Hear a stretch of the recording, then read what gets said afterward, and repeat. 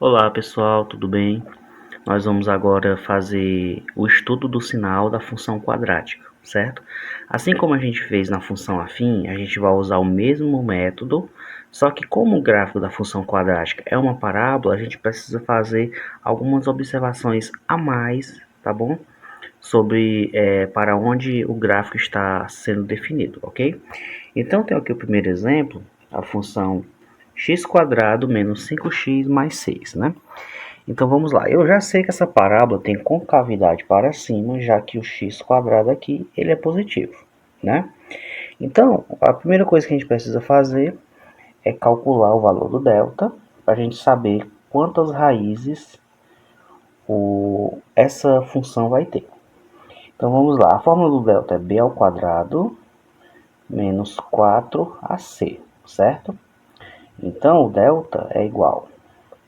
Aí eu tenho b vale menos 5 aqui. Então é menos 5 ao quadrado menos 4 vezes a, que é 1, e vezes c, que é 6. Então o delta é igual, 5 ao quadrado é 25, menos 4 vezes 1, 4, e 4 vezes 6, 24. Ou seja, o meu delta é igual a 1. Então o que é que eu posso concluir? Quando o delta ele é maior do que zero, delta maior do que zero, a minha função vai ter duas raízes. Duas raízes, ok? Isso quer dizer que ela vai cruzar o gráfico no eixo X, o eixo das abscissas, em dois pontos diferentes. Então vamos descobrir agora as raízes, né? O próximo passo para calcular as raízes de uma função do segundo grau é usando a fórmula de Bhaskara, já que a função do segundo grau também é uma equação do segundo grau, ok? Então vamos lá. X igual menos b mais ou menos raiz quadrada de delta, esqueci da raiz, sobre 2 vezes a. Então o x é igual menos, com menos 5 do b vai dar mais 5, mais ou menos a raiz quadrada de 1, que é 1, dividido por 2 vezes a. O a vale 1, então é dividido por 2. Então a minha primeira raiz, vou chamar de x1, eu trabalho com sinal de mais. Então 5 mais 1, 6, dividido por 2, 3. E o x2 eu trabalho com sinal negativo. 5 menos 1, 4, dividido por 2 é 2. Então aqui estão as minhas duas raízes, né? Então isso quer dizer que no eixo x, certo? O gráfico vai cruzar no x igual a 2, né? E no outro ponto igual a 3, né? E como é uma parábola de concavidade para cima, o meu gráfico tem esse tipo de comportamento, ó. Deixa eu fazer aqui para você ver. Desse jeito, certo? Aí vamos lá fazer o estudo do sinal. Eu tenho que abaixo, na verdade, entre 2 e 3, eu tenho a minha função negativa, ok? E acima, quando o x ele é menor do que 2 e maior do que 3, eu tenho a minha função positiva. Isso quer dizer o quê? Isso quer dizer que o seguinte, que quando a função ela é maior do que zero, né? Isso quer dizer que o x está menor do que 2 ou x maior do que 3, certo? E se o y for menor do que zero, significa que o x está maior do que 2, ou seja, entre 2 e menor do que 3, né? Então esse é o estudo do sinal dessa função, certo?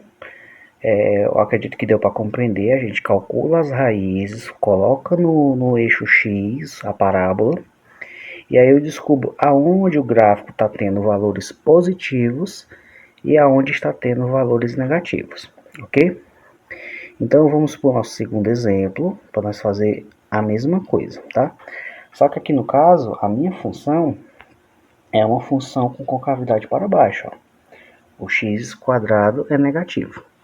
Então vamos lá. Primeira coisa, o que é que eu tenho que fazer? Calcular o valor do delta, né? B ao quadrado menos 4ac. Então, o B aqui vale 6, então é 6 ao quadrado menos 4 vezes menos 1, porque o menos 1 aqui é negativo, vezes menos 9, que o valor de C também aqui está negativo. Então, continuando, 6 ao quadrado é 36. Aí aqui a gente tem que fazer jogo de sinal, ó. Menos com menos, mais e mais com menos, menos. 4 vezes 1 é 4, 4 vezes 9 é 36. Então, eu sei que o meu delta é igual a zero. Certo? Então, qual é que é a observação para quando o delta for igual a zero? Isso quer dizer que ele vai ter só apenas uma raiz, ok? Só vai existir uma raiz nessa função. O que quer dizer uma raiz? Isso quer dizer que o gráfico da função só vai cruzar o eixo x em apenas um único ponto, ou seja, vai apenas encostar. Que nem a função x², onde o gráfico faz isso aqui, ó. Só encosta, certo? Então, essa função aqui ela vai ter esse mesmo comportamento, ok? Então, vamos descobrir aqui qual que é essa raiz, já que só tem uma, né? Então, vamos lá, usando a forma de Bhaskara, x igual menos b, mais ou menos raiz de delta, sobre 2 vezes a.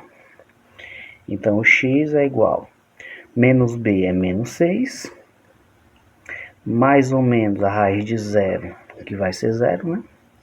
Dividido por menos 2, porque 2 vezes o menos 1 do x², né, que é o valor de a, vai dar menos 2. Então, isso quer dizer que x é igual a 6 dividido por 2, menos com menos é mais, né? E é o que vai dar o resultado 3. Ok? Ou seja, aqui eu tenho o eixo x, e aí como a parábola é com concavidade para baixo, né? Eu tenho aqui o x igual a 3, que é a raiz, então o gráfico faz só encostar no 3 dessa forma, certo? Então, o que é que isso quer dizer? Isso quer dizer o seguinte, que o estudo do sinal, a função aqui só vai assumir valores abaixo do eixo x, ou seja, valores negativos, ok? Então, isso quer dizer o seguinte, quer dizer que se a função ela é menor do que zero, né? Então, o x ele precisa ser, para todo x, né? Vamos botar aqui, para todo x, diferente de 3. Né? O x não pode ser 3, porque 3 é justamente a raiz da função. E x, ou melhor, a função maior que zero, né? O x ele não existe. Por que não existe? Porque a minha função não sobe para cima do eixo x. A minha função fica parada em cima do eixo x, aqui. E depois ela desce, ela sobe, assim, e depois desce. Então ela não tem valores positivos, certo? Então vamos para o nosso próximo exemplo, e último dessa aula. E eu tenho essa função, 3x² menos 2x mais 5. Né? Então vamos fazer a mesma coisa, certo? Descobrir o valor de delta e ver o que acontece, né? Então, o valor de delta forma b ao quadrado menos 4ac. Então, delta é igual a menos 2 ao quadrado, já que o b aqui vale menos 2. Menos 4 vezes 3 vezes 5. 3 é o valor de A e 5 é o valor de C. Então, menos 2 ao quadrado é 4, menos 4 vezes 3 é 12, 12 vezes 5 é 36, né? 60, né? Confundi aqui. Então, isso aqui vai me gerar um valor negativo, menos 56. O que acontece, gente? Quando o delta é menor do que zero, isso quer dizer que a função não tem raiz real. Ou seja, o gráfico da função ela não vai tocar o eixo x. Isso quer dizer o seguinte, olha, se eu tenho aqui o eixo x, deixa eu botar mais retinho, eixo x, e aí a parábola é com concavidade para cima, já que o 3 aqui é positivo, porém ela vai fazer isso aqui, ó, ela vai apenas ficar na parte de cima do gráfico, ela não vai tocar o eixo x, porque não tem raiz real. Então o que que significa? Significa que a minha função ela assume valores positivos, né? Isso quer dizer o quê?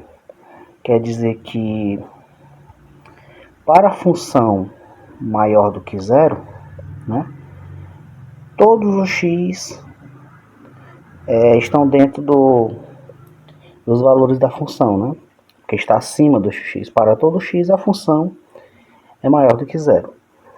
E se a função é menor do que zero, o x não existe. Ok? Então, esses são os 3 exemplos que eu quis trazer para vocês do estudo do sinal da função quadrática, tá? Então, eu espero que tenham entendido esses 3 exemplos, em que o estudo do sinal é basicamente a mesma coisa que a gente fez na função afim. Só que a diferença é que, como é uma parábola, às vezes, como nesse exemplo, ela tinha valores positivos aqui e positivos aqui, porém tinha valores negativos aqui. Então isso pode muito bem acontecer com diversas funções. Aqui só assumiu valores negativos e aqui só assumiu valores positivos, né? E não tinha raiz, né? Porque o delta deu negativo, ok? Então, na próxima aula eu vou trazer alguns exercícios, questões de vestibulares e concursos sobre a função do segundo grau, certo? Então, até a próxima aula.